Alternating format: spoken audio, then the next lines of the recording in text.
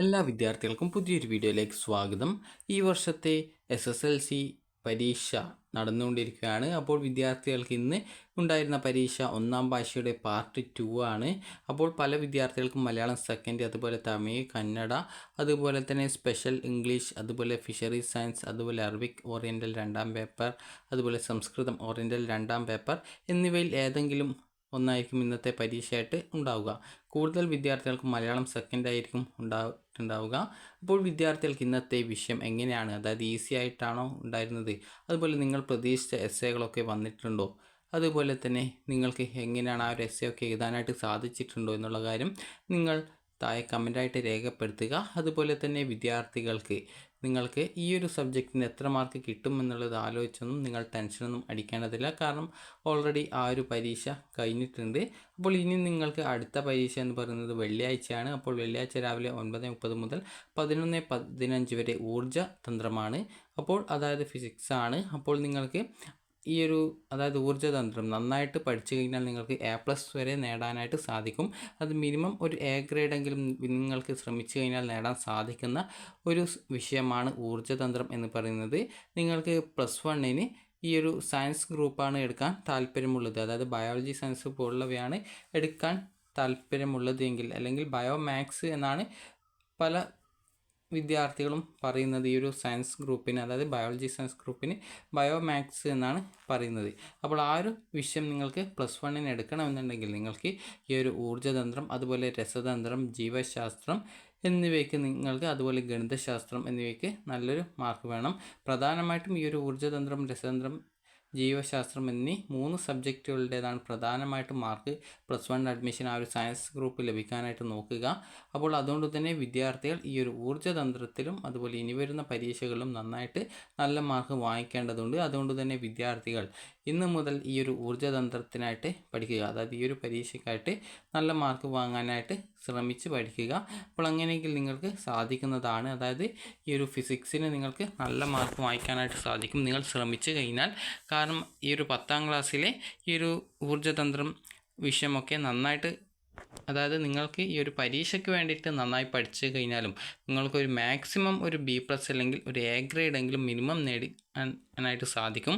അതുകൊണ്ട് തന്നെ വിദ്യാർത്ഥികൾ നന്നായിട്ട് പഠിക്കുക. അതുപോലെ തന്നെ ഇന്നത്തെ പരീക്ഷ നിങ്ങൾക്ക് എങ്ങനെയാണ് ഉണ്ടായിരുന്നത്, എസ്സേ ഒക്കെ എഴുതാനായിട്ട് സാധിച്ചിട്ടുണ്ടോ എന്നുള്ള കാര്യങ്ങളൊക്കെ വിദ്യാർത്ഥികൾ താഴെ കമൻ്റായിട്ട് രേഖപ്പെടുത്തുക. അതുപോലെ തന്നെ വിദ്യാർത്ഥികൾ ചോദിച്ചിട്ടുണ്ടായിരുന്ന പ്രധാനപ്പെട്ട കാര്യമാണ് എസ്സേ, അതായത് 1.5 പുറം എഴുതാനുള്ളത് നിങ്ങൾ 1 പുറം ഒക്കെയാണ് എഴുതിയിട്ടുള്ളത്, പക്ഷേങ്കിൽ അതിൽ പോയിൻറ്റ്സ് ഒക്കെ ഉണ്ട് എന്നുള്ളത് പറഞ്ഞിട്ടുണ്ടായിരുന്നു. അപ്പോൾ നിങ്ങൾ അങ്ങനെ എഴുതിയതിൽ പോയിൻറ്റ്സ് ഒക്കെ ഉണ്ട് എങ്കിൽ നിങ്ങൾക്ക് ഉറപ്പായിട്ടും അതിൻ്റെ ആ ഒരു ഫുൾ മാർക്ക് തന്നെ ലഭിക്കുന്നതായിരിക്കും. അതായത് നിങ്ങൾ എഴുതിയതിൽ എത്രത്തോളം ആ ഒരു ചോദ്യത്തിനനുസരിച്ചിട്ടുള്ള ആ ഒരു കണ്ടൻറ്റുകൾ നിങ്ങളുടെ, അതായത് അതിലുള്ള ആ ഒരു ഡീറ്റെയിൽസുകൾ നിങ്ങളുടെ ആ ഒരു ഉത്തരത്തിലുണ്ട് എന്നുള്ളതനുസരിച്ച് നിങ്ങൾക്ക് ഉറപ്പായിട്ടും നല്ലൊരു മാർക്ക് ലഭിക്കുന്നതാണ്.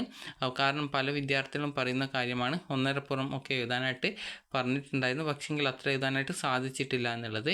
അപ്പോൾ വിദ്യാർത്ഥികൾ ശ്രദ്ധിക്കേണ്ടത് നിങ്ങൾ എഴുതിയതിൽ അതിൻ്റെ ആ ഒരു ചോദ്യത്തിനനുസരിച്ചിട്ടുള്ള ആ ഒരു പോയിൻറ്റ്സ് ഒക്കെ ഉൾപ്പെട്ടിട്ടുണ്ടെങ്കിൽ നിങ്ങൾക്ക് ഉറപ്പായിട്ടും അതിൽ ആ ഒരു ഫുൾ മാർക്ക് തന്നെ ഏകദേശം ലഭിക്കുന്നതായിരിക്കും. കാരണം നിങ്ങൾ എഴുതുന്നത്, അതായത് എത്ര പേജ് എഴുതി എന്നുള്ളതിലല്ല കാര്യം, ആ ഒരു നിങ്ങൾ എഴുതുന്നതിൽ ആ ഒരു ചോദ്യവുമായി ബന്ധപ്പെട്ടുള്ള കാര്യങ്ങളുമായി ബന്ധപ്പെട്ടുള്ള ആ ഒരു പോയിൻറ്റ്സ് ഒക്കെ ഉൾപ്പെട്ടിട്ടുണ്ടായിരിക്കണം. അങ്ങനെയെങ്കിൽ മാത്രമേ മാർക്ക് കിട്ടൂ. കാരണം പല വിദ്യാർത്ഥികളും ചിലപ്പോൾ 2-3 പുറമൊക്കെ ആ ഒരു എസ്സേ ഒക്കെ എഴുതി വെക്കും, പക്ഷെങ്കിൽ അതിൽ ഒറ്റ പോയിൻറ്റ്സ് ഉണ്ടാവില്ല. അപ്പോൾ അങ്ങനെ വരുന്ന സാഹചര്യത്തിൽ മാർക്ക് ലഭിക്കില്ല.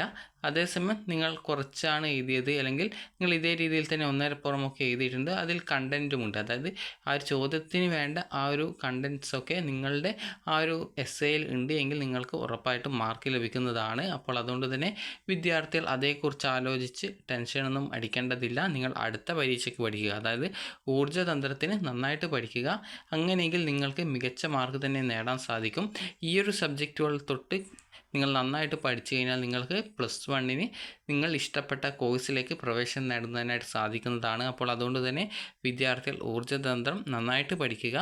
അപ്പോൾ ഈ ഒരു സബ്ജക്റ്റ് നന്നായിട്ട് പഠിക്കുക, അതായത് സയൻസ് വിഷയമാണ് ഈ ഒരു +1 പ്രവേശനത്തിന് അതിൻ്റെയൊക്കെ ആ ഒരു മാർക്കൊക്കെ പരിഗണിച്ചുകൊണ്ടാണ്, അതായത് ഗ്രേഡൊക്കെ പരിഗണിച്ചുകൊണ്ടാണ് അഡ്മിഷനുള്ള സാധ്യത നോക്കുക.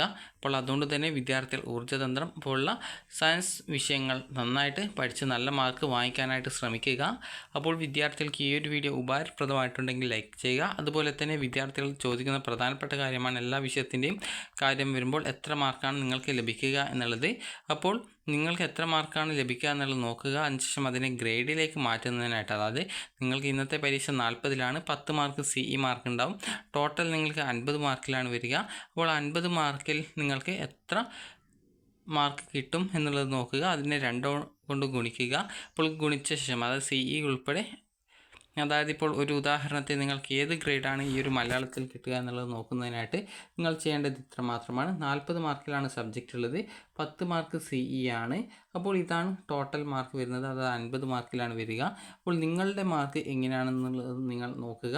ഇപ്പോൾ 40-ൽ നിങ്ങൾക്ക്, അതായത് ഇപ്പോൾ ഉദാഹരണത്തിന് നിങ്ങൾക്ക് 40-ൽ ഒരു 30 മാർക്കാണ് കിട്ടുന്നതെന്ന് കരുതുക. അങ്ങനെയെങ്കിൽ 30-ഉം അതുപോലെ 10 മാർക്കും, ഈ ഒരു ടോട്ടൽ മാർക്കിനെ 2 കൊണ്ട് ഗുണിക്കുക. അപ്പോൾ ടോട്ടൽ എന്ന് പറഞ്ഞാൽ, അതായത് ഈ ഒരു 30-ഉം 10-ഉം 40 മാർക്കാണ് ടോട്ടൽ CE ഉൾപ്പെടെ കിട്ടുക. ഇതിനെ 2 കൊണ്ട് ഗുണിച്ചാൽ 80 മാർക്കാണ് കിട്ടുക. അപ്പോൾ 80 മാർക്ക് ഇതിൽ ഏത് റേഞ്ചിലാണ് വരുന്നത് എന്നുള്ളത് നോക്കുക. അതായത് 80 മുതൽ 89% വരെ ലഭിക്കുന്ന ഗ്രേഡ് എന്ന് പറയുന്നത് A ഗ്രേഡാണ്. ഇതേ രീതിയിൽ നിങ്ങൾക്ക് ഏത് ഗ്രേഡ് ലഭിക്കും എന്നുള്ളത് നോക്കുക. അതായത് നിങ്ങൾക്ക് 40-ൽ എത്ര മാർക്കാണ് കിട്ടുക എന്നുള്ളതും നോക്കുക. അതിനുശേഷം അതിനോടൊപ്പം 10 മാർക്ക് CE കൂട്ടുക. അതിനുശേഷം ആ ഒരു ടോട്ടലായിട്ട്, ഇപ്പോൾ ഉദാഹരണത്തിന് ഒരു വിദ്യാർത്ഥിക്ക് 20 മാർക്ക് എഴുത്ത് പരീക്ഷയിൽ കിട്ടുന്നുണ്ടെങ്കിൽ 10 മാർക്ക് CE ഉൾപ്പെടെ 30 മാർക്കാണ്. ആ ഒരു 30-നെ 2 കൊണ്ട് ഗുണിക്കുക. അപ്പോൾ 30-നെ 2 കൊണ്ട് ഗുണിക്കുന്ന സമയത്ത് 60 കിട്ടും. അപ്പോൾ ആ ഒരു രീതിയിൽ 60 ഏത് റേഞ്ചിലാണ് വരിക എന്നുള്ളത് നോക്കുക. അപ്പോൾ നിങ്ങൾക്ക് ഇവിടെ നോക്കിക്കഴിഞ്ഞാൽ 60B, അതായത് 60% മുതൽ 69% വരെ എന്ന് പറയുന്നുണ്ട്. അപ്പോൾ അത് B ഗ്രേഡായിട്ടാണ് വരിക. അപ്പോൾ ഈ ഒരു രീതിയിൽ നിങ്ങൾക്ക് ഏത് ഗ്രേഡാണ് മലയാളം സെക്കൻഡ്, അല്ലെങ്കിൽ ആ ഒരു ഫസ്റ്റ് ലാംഗ്വേജിൽ പേപ്പർ 2-ൽ എത്രയാണ് ലഭിക്കുക എന്നുള്ളത് നിങ്ങൾക്ക് നോക്കാൻ സാധിക്കുന്നതാണ്.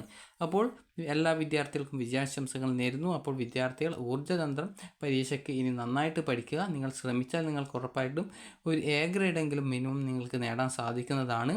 അപ്പോൾ ഈ ഒരു വീഡിയോ നിങ്ങൾക്ക് ഉപകാരപ്രദമായിട്ടുണ്ടെങ്കിൽ ലൈക്ക് ചെയ്യുക, ഷെയർ ചെയ്യുക. Thank you for watching.